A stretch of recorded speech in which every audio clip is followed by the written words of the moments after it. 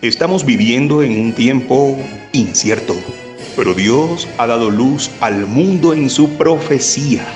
Prepárate para escuchar el programa Historias Proféticas del Mundo con Álvaro de la Cruz. Saludos. Invitamos a los que escuchen este programa y quieran ponerse en contacto con nosotros, dirigirse al WhatsApp más 57 321 296 59 56. Más 57 321 296 59 56. En esta ocasión se levanta el caudillo que libertará al pueblo de Israel de la esclavitud de Egipto. Se vino fue pero con toda, Moisés. Este es el episodio 5.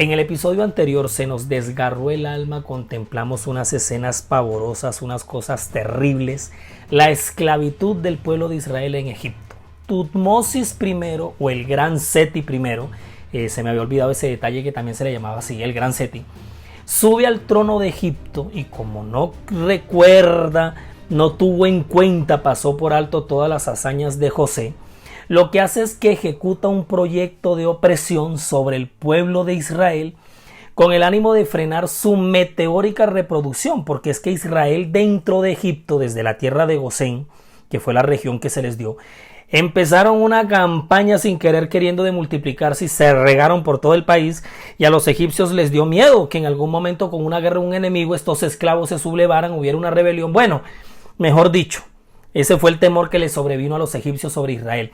Pero a pesar de la amarga opresión, porque fue que les pusieron un yugo muy fuerte a esta gente, los israelitas lo que hacían era que se multiplicaban más. Y entonces el Gran Seti, Tutmosis, lo que hace es que diseña y ejecuta un plan B para acabar con toda esta gente, con la reproducción. Habló a las parteras de las hebreas, una de las cuales se llamaba Cifra y otra Fúa. Y les dijo, cuando asistáis a las hebreas en sus partos y veáis el sexo, si es hijo, matadlo, y si es hija, que entonces viva. Eso está en Éxodo capítulo 1, versículos 15 y 16, ahí quedamos la vez pasada. Pero este hombre fue así directo, o sea, sin anestesia. Maten a los niños que nazcan, a los varones hebreos. Mira, esta fue la segunda tentativa del faraón para controlar el aumento de los hebreos. Y esto fue hecho sin pretender para nada ocultar su verdadero propósito. De una cruel opresión pasó al asesinato descarado, porque esto fue una orden demasiado cínica. Miren, de acuerdo con las fuentes consultadas, se pone en duda si estas dos parteras que hemos mencionado aquí, Cifra y Fúa, eran realmente hebreas. Pues en ese caso, el rey no podía estar seguro de su cooperación. O sea, metámosle algo de lógica. Él no le va a pedir a dos hebreas que maten a los varones de los hijos hebreos que van naciendo. Sin embargo, la etimología de sus nombres sí se tiene certeza que eran semíticos y no egipcios. Por ejemplo, Cifra significa belleza, mientras que por su parte Fúa quiere decir esplendor o brillo. Pues el asunto fue que se ordenó a estas dos mujeres, cuya profesión les daba la oportunidad de hacerlo, que dieran muerte a los niños varones hebreos en el momento de nacer. Ahora, ustedes saben muy bien que el instigador de todo y todos estos planes era Satanás. Sabía que entre los israelitas había de levantarse un libertador, y al inducir al rey a destruir a los niños varones, esperaba derrotar el propósito divino. Pero noten una cosa aquí.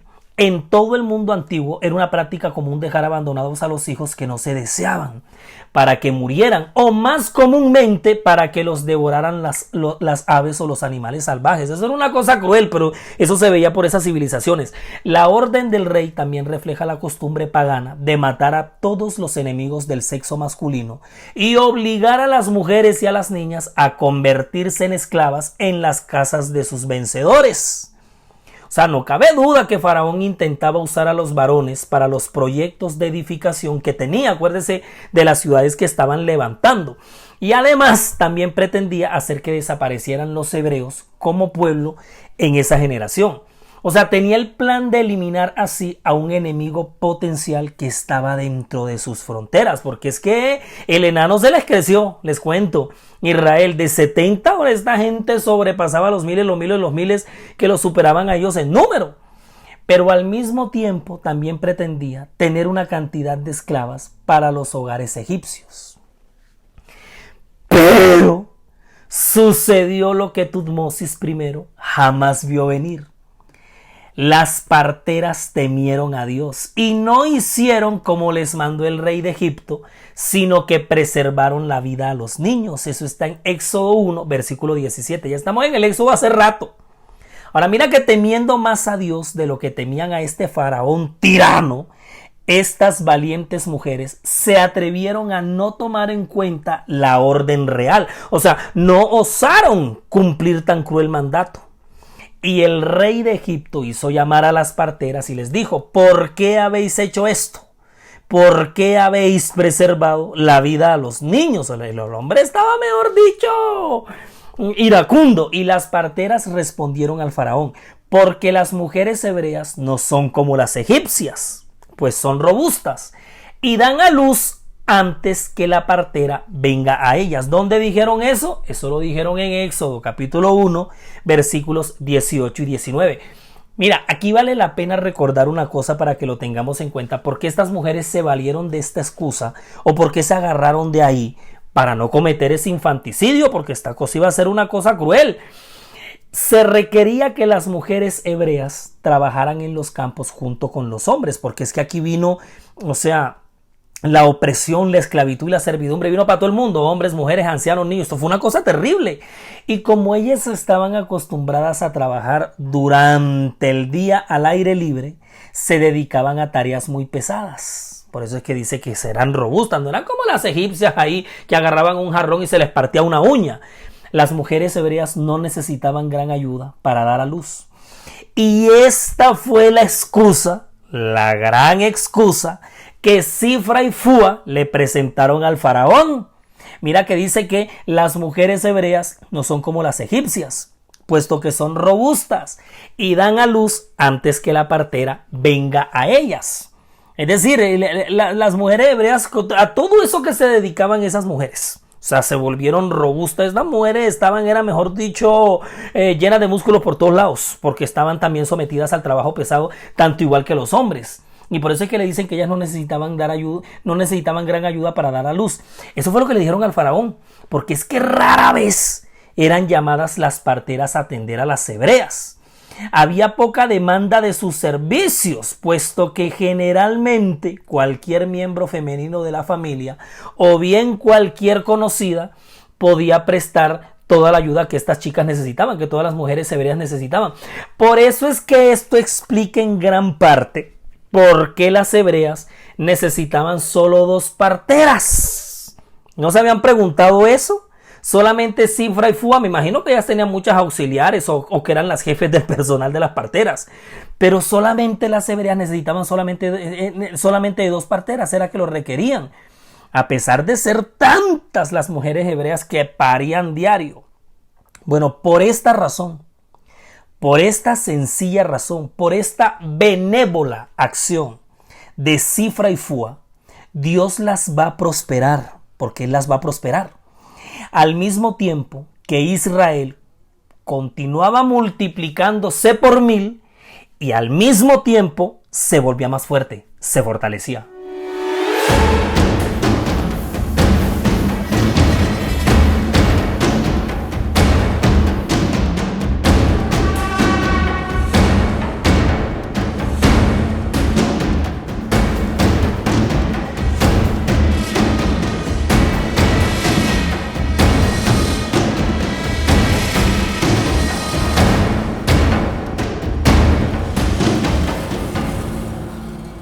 Todo nuestro contenido está disponible para reproducir y descargar desde nuestras cuentas, canales y perfiles, desde las redes sociales, sitio web y plataformas. Usted nos encuentra en todos lados como La Historia Profética del Mundo. Usted nos encuentra en Spotify, en Google Podcast, nos encuentra en Facebook, en Instagram y en TikTok. En el caso de YouTube, siga nuestro canal, dele me gusta a los videos y active la campanita de notificaciones para que le llegue de inmediato cualquier contenido que se vaya compartiendo. Nuestra página oficial en internet es www.lahistoriaprofeticadelmundo.com www.lahistoriaprofeticadelmundo.com. Es diseñada y administrada por Sama, agencia de marketing digital de la cual el poderoso Edinson Galván es el gerente. No dejen de asomarse por la web. Siempre estamos publicando novedades. Siempre. El rey, disgustado por el fracaso de su propósito, dio a la orden un carácter más urgente y general. Mira lo que pasó. Pidió a toda la nación que buscara y diera muerte a sus víctimas desamparadas. Entonces Faraón mandó a todo su pueblo diciendo: echad al río a todo hijo que nazca y a toda hija preservad la vida. Eso él lo dictaminó en Éxodo 1, versículo 22. El fracaso de todos sus planes para debilitar al pueblo hebreo impulsó al rey a actuar con una violencia pero terrible. O sea, una carnicería se iba a volver esto. Este nuevo decreto colocó sobre cada egipcio la responsabilidad, escuche bien, la obligación de hacer suyo el deseo del rey. La tarea de exterminar a los hebreos fue entonces transferida de los capataces y de las parteras al pueblo del común. O sea, aquí todo el mundo podía matar. Todo el mundo podía coger un pelado recién nacido de los hebreos y echarlo al río que se ahogara. Ahora, tengan en cuenta un detalle que es bastante diciente aquí en este punto. En los tiempos antiguos se tenía muy poco en cuenta la vida humana. Era miserable, esto ha sido miserable desde siempre, particularmente cuando se trataba de otra raza o nación. Era común exterminar a los prisioneros de guerra, aniquilar poblaciones enteras y sacrificar ante los dioses los niños no deseados.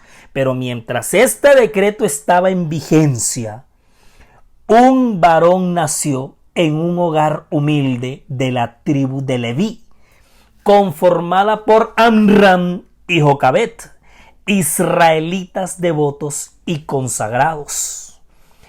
El historiador Flavio Josefo afirma en el tomo 1 de su gran obra Antigüedades de los Judíos, que hace parte de mi top 100 de libros favoritos de historia religiosa del mundo, afirma que Amram era de la más noble alcurnia de los hebreos y que temía mucho que su nación se extinguiera por falta de varones, y que además le preocupaba mucho el embarazo de su esposa en medio del infanticidio que estaban viviendo. Porque tú sabes que estas mujeres quedaban embarazadas todos los días. Ahora, este niño era hermoso. Y los padres, creyendo que el tiempo de la liberación de Israel de la esclavitud egipcia se acercaba y que Dios iba a suscitar un libertador para su pueblo, decidieron que el niño no fuera sacrificado y lo tuvieron escondido por 3 meses.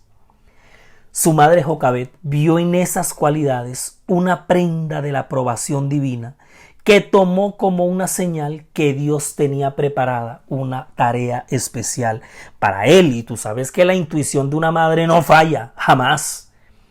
Ella comprendía que Dios lo había destinado para un papel importante y que por lo tanto ella iba a hacer todo lo que fuera posible, todo lo que estuviera a su alcance para preservarle la vida a su hijo.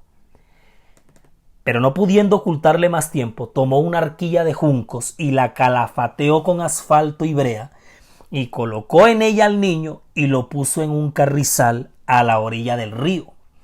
Y una hermana suya se puso a lo lejos para ver lo que le acontecería. Eso está en Éxodo 2, versículos 3 y 4. Ya del capítulo 1 saltamos al 2. Esa hermana era Miriam, quien se quedó allí cerca, aparentando indiferencia. Se hizo la loca. Se hizo la loca mirando por un lado, con un ojo miraba para otro lado, pero para el otro lado miraba la cuna del niño que le había hecho la mamá. Ella estaba vigilando ansiosamente para ver qué sería de su hermanito.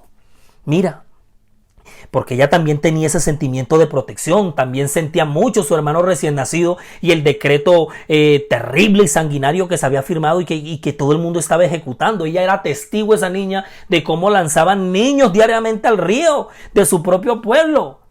Las fervorosas oraciones de la madre habían confiado a su hijo al cuidado de Dios. e invisibles ángeles vigilaban la humilde cuna. Ellos dirigieron aquella humilde cuna hasta la orilla del balneario, donde la hija del faraón y sus doncellas se estaban bañando. Ahora mira que en la historia, esta hija del faraón, esta princesa de Egipto, ha sido identificada con numerosos nombres. Se le ha llamado Genudmira, también he encontrado que se le llama Merris, Bitia, por ejemplo, en el famoso clásico de Hollywood que dirigió Cecil B. DeMille de los 10 mandamientos, se le llama Bitia, también siendo fiel a algunos registros, hasta Termusis. Ahora, la arquilla llamó la atención de la princesa y cuando se acercó, la destapó. Quedó deslumbrada apenas vio al hermoso niño. Una sola mirada le bastó para leer lo que estaba pasando con ese niño. De una vez discernió su historia. Las lágrimas que corrían por las mejillas del pequeño en medio de su llanto despertaron su compasión y también su simpatía. Se conmovió dentro de ella al pensar en la madre desconocida que había apelado a este medio para preservar la vida de su hijo precioso. Y ya que ella no tenía, decidió salvarlo adoptándole como hijo suyo. Pero ella sabía muy bien que era un niño hebreo. Ahora, mira una cosa, mira cómo se conjugan todas las cosas aquí, cómo Dios va dirigiendo todo perfectamente y cómo todo sincroniza armoniosamente una ficha con la otra. El Nilo era un dios para los egipcios, el dios del Nilo. Y desde el lugar de los muertos, supuestamente, ellos, los dioses, se comunicaban con los vivos. Y para Termosis, el Nilo le había traído este niño. Es decir, era un regalo. Valiéndose de toda esta matazón, era un regalo que el dios del Nilo le estaba dando a ella. Por eso es que ella también lo recibe con gran agrado como un regalo de los dioses. ¿Cómo te parece? De todo lo que se vale Dios para todos los planes y los propósitos que tenía con este niño. Ahora, Miriam, la hermanita, había estado observando secretamente todos los movimientos. Así que viendo que trataban al niño tiernamente, se aventuró a acercarse y por último le preguntó a la princesa, así como quien no quiere la cosa. Fíjate, la peladita fue astuta. Iré a llamarte a una nodriza de las hebreas para que te críe este niño. Fíjate, la muchachita hizo su papel. Ahora, Termusis, la princesa, le va a autorizar que lo hiciera. Era evidente que todo había sido arreglado por Jocabed. Es que esta mamá, la mamá de este niño, la mamá de este caudillo, de este libertador, esa mujer de Dios, esa mujer levita, sabía muy bien todo lo que estaba haciendo. Era una mujer de oración, era una mujer de consagración. Sabía muy bien que Dios estaba dirigiendo a ese niño y le pidió misericordias al cielo, orientaciones para hacer todo esto que ella planeó. La mujer planeó, o sea, ella creó aquí un plan, mejor dicho. Miriam fue ubicada cerca del lugar donde flotaba la arquilla para velar por la suerte de su hermanito. Y probablemente había sido instruida en cuanto a qué decir en el caso de que algún egipcio encontrara al niño. Eso como cualquier mamá que te dice, ve allá donde el vecino y cómprame esto, mira, y si te dice esto, dile tal cosa. Ponte aquí, queda mirando, no seas boba, espabilate, mijita, abre los ojos, si pasa tal cosa. O sea, Jocabed fue aquí, o sea, un 10 para esta mujer. Un 10 para esta mujer, y todo lo que está pasando aquí, ella lo había maquinado en su mente. Ahora, no son las maquinaciones, sino son los planes de una mujer manipuladora, perversa, malvada. Es una mujer de Dios que, guiada por Dios, previó todas estas situaciones, las preparó porque también preparó a su hijita, y todas estas situaciones se dieron. Miriam cumplió sus instrucciones con admirable juicio y tacto.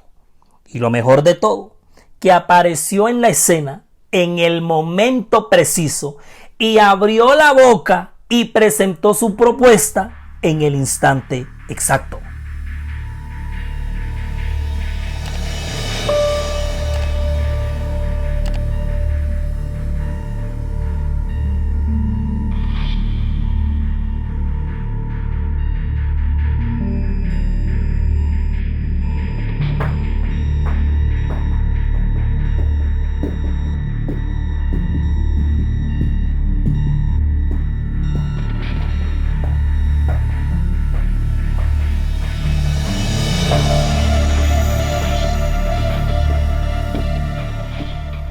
La fe y el ingenio de una madre amante y el tacto y la habilidad de una hermana prudente aseguraron el éxito.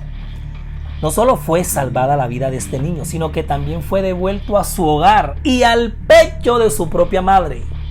De esa forma se facilitó la garantía para que pudiera recibir de la misma Jocabed todas aquellas primeras impresiones que tan indeleblemente iban a anidarse en la mente de este niño. Así que con profunda gratitud, Jocabed emprendió su tarea. O sea, quien dijo miedo, esta era la oportunidad y lo podía hacer librada de todo peligro.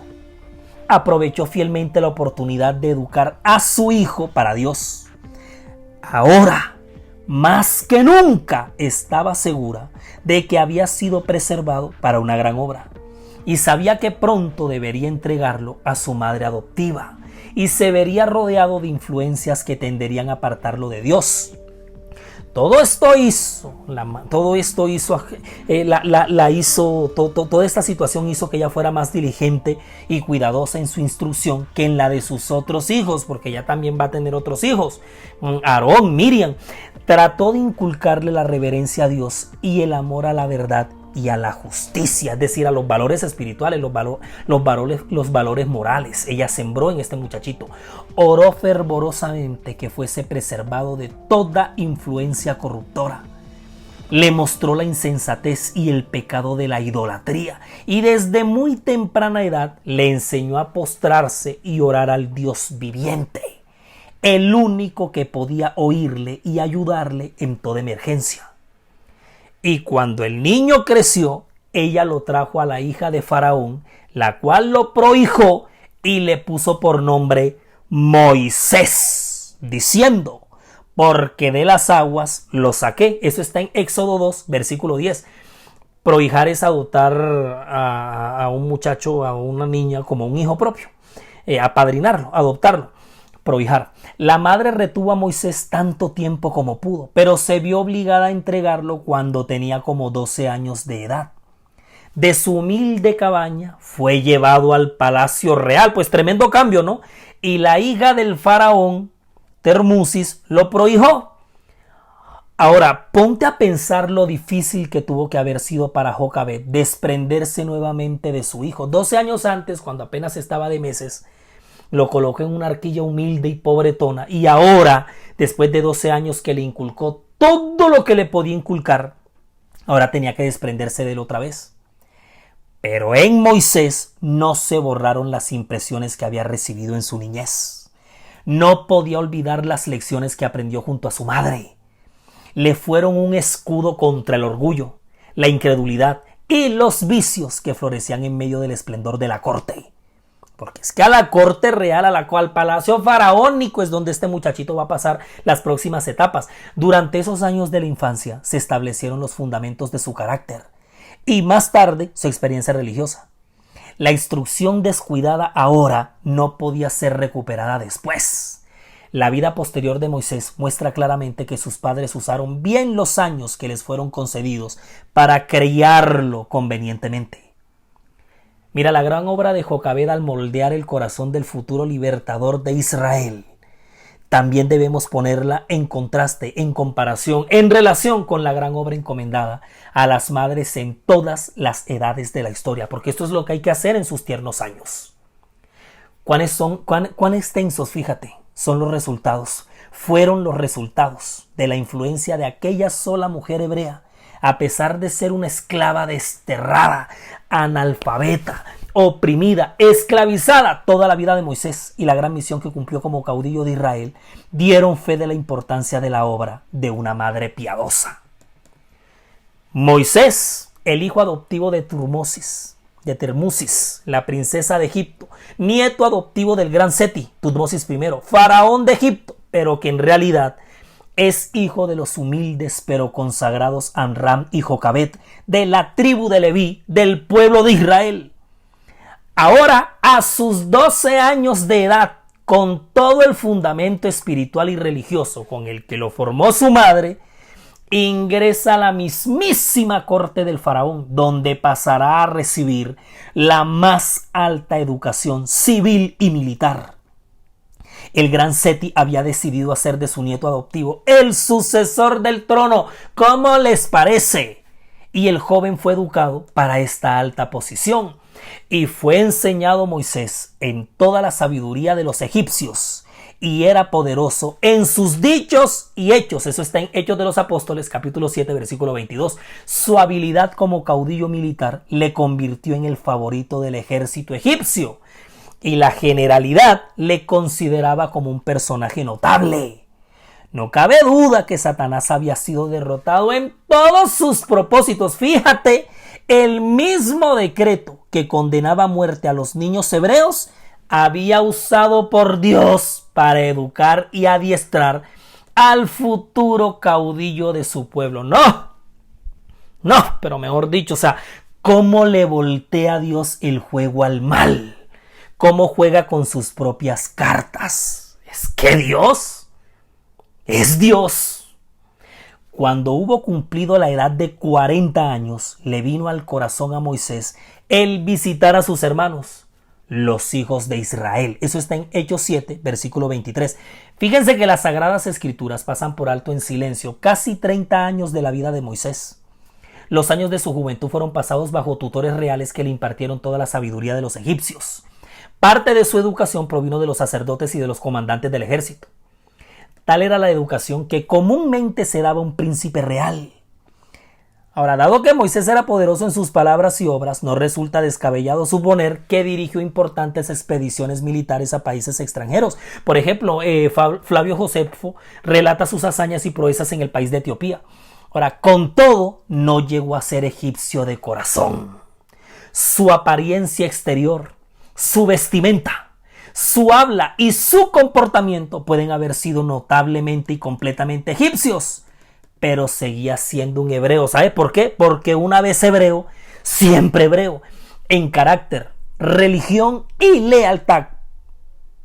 Pero, atención, noticia de última hora, último minuto. A los ancianos de Israel les comunicaron los ángeles que la época de su liberación se acercaba y que Moisés era el hombre que Dios emplearía para realizar esta obra. Se acercaba ya hasta que por fin el fin de 430 años de servidumbre y esclavitud de Israel en Egipto. Y el elegido por el mismo Dios para liderar esa apoteósica salida del imperio opresor es el mismísimo Moisés. Y eso será lo que veremos en el próximo episodio.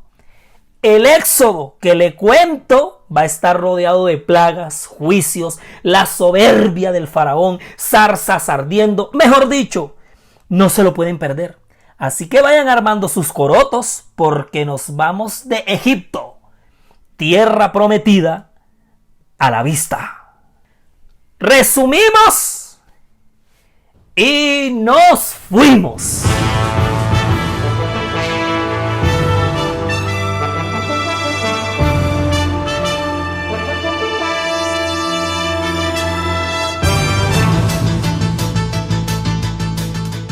Uno.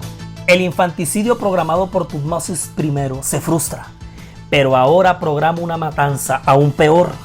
Todos tienen la orden de matar a los varones hebreos recién nacidos. 2.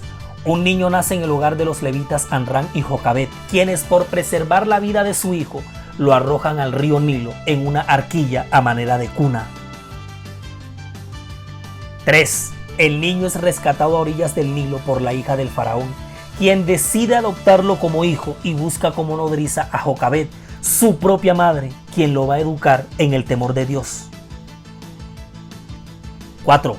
A este niño se le llama Moisés, quien a los 12 años retornará a la corte del faraón para prepararse como sucesor del trono, pero Dios lo utilizará como el libertador del pueblo de Israel. 5. Ratificando la soberanía de Dios sobre todo, por encima de cualquier obstáculo que el mal ponga en el camino para interrumpir el propósito que Él tiene con su pueblo. En la producción audiovisual May Vanegas, relata Álvaro de la Cruz, y para todos ustedes un feliz día.